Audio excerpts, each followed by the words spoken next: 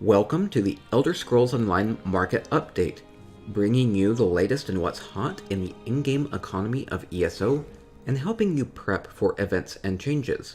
I'm your host, J. Hart Ellis. Wolfhunter is here, at least for PC, which means console players can see how things shape up until the August 28th launch. Wolfhunter introduces 2 new dungeons with new quests, new gear sets, and new collectibles. Importantly for the markets, it also adds new tradable furnishings and furnishing plans. Many bony furnishings can drop for mobs.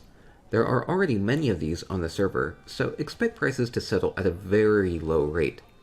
There are also 4 new Hercene-themed furnishing plans. These rarely drop from the Wolfhunter dungeon bosses, and so far very few have been found.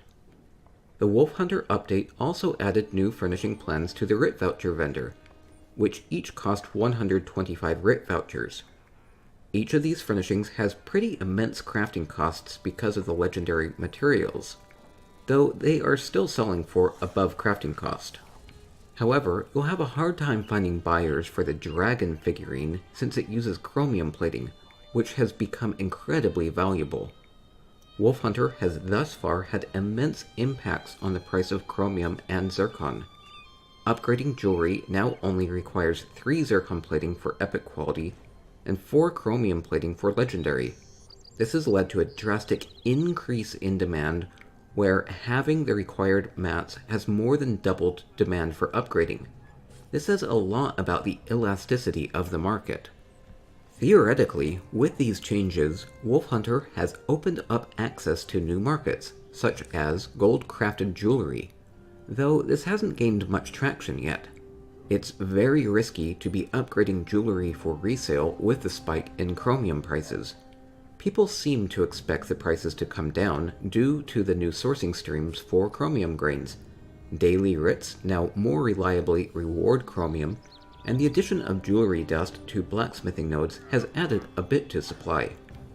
People should also be more inclined to decon gold jewelry from trial and leaderboard rewards. In another new market, you can now redeem 50 Arena Gladiator proofs for the new Gladiator costume.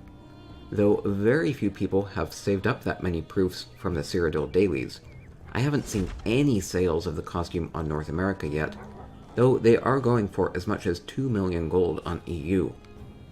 Wolfhunter also fixed the drop rate for furnishings from the Dragon Bones dungeons, so you can now sometimes get puspocket mushrooms from mobs there, as well as the Black Marrow table plan. These are pretty disgusting looking, so they should be very popular heading into the Witches' Festival. Based on recent sales, some of the most valuable sets include Mother Sorrow, Elfbane, Bloodthorn, Weird Tree, Transmutation, Necropotence, Briarheart, and Ravager, so be on the lookout for best-in-slot weapons and jewelry from those sets. With Wolfhunter, the required Calanda lacquer for green and blue quality Alinor furnishings went from 2 to 1, making these much more affordable. You also now get lacquer as a guaranteed drop from the Sapiarch daily rewards. This has led to a quick reduction in prices for these crafted furnishings, and if you're a crafter, margins are still pretty decent on them, so craft a lot and sell a lot. In the writ voucher market, there has not been an immediate impact from Wolfhunter. There has been more demand because of the 7 new legendary furnishing plans, but there aren't any other new items. There were big changes with the rewards for sealed jewelry crafting writs. There are now some monstrously huge rewards, but drop rates seem to be more rare than expected, and most of these are still not worth doing. The value of jewelry upgrade mats would still have to fall dramatically before people redeem more of these. With all these changes, prices in most other markets like tempering alloy have been relatively stable. And that's it for now. Enjoy Wolfhunter. Aroo! If you like this information and find it useful, be sure to subscribe to me here on YouTube. I'd also invite you to follow me on twitch.tv/jhartellis, where I stream a lot of contests and gold making tips. Now go out and make lots of gold.